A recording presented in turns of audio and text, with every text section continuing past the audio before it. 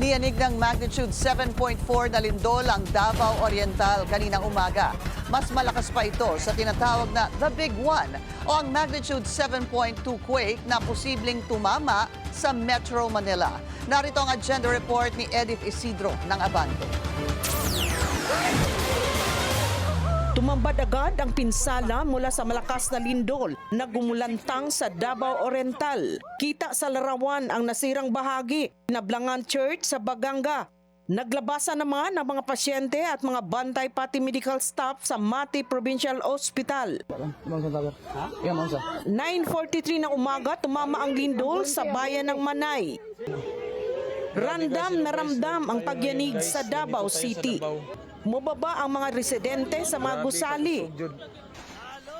Sa video nakuha ni Realte Molino, bumagsak ang kisame sa isang mall.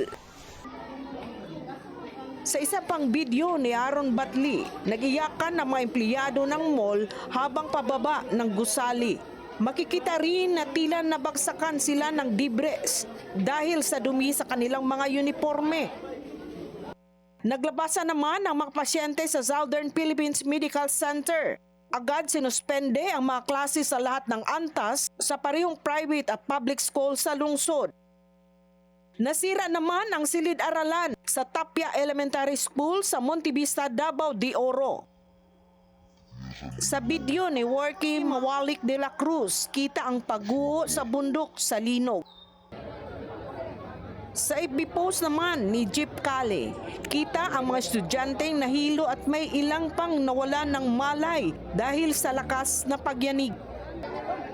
Buhat pa ng ilang rescuer ang mga musmos na nahimatay sa pantukan. Ilang estudyante rin ang binigyan ng atensyon medikal sa Davao de Oro State College. Nagkaroon din ng landslide sa Kanidkid, Montevista, Davao de Oro.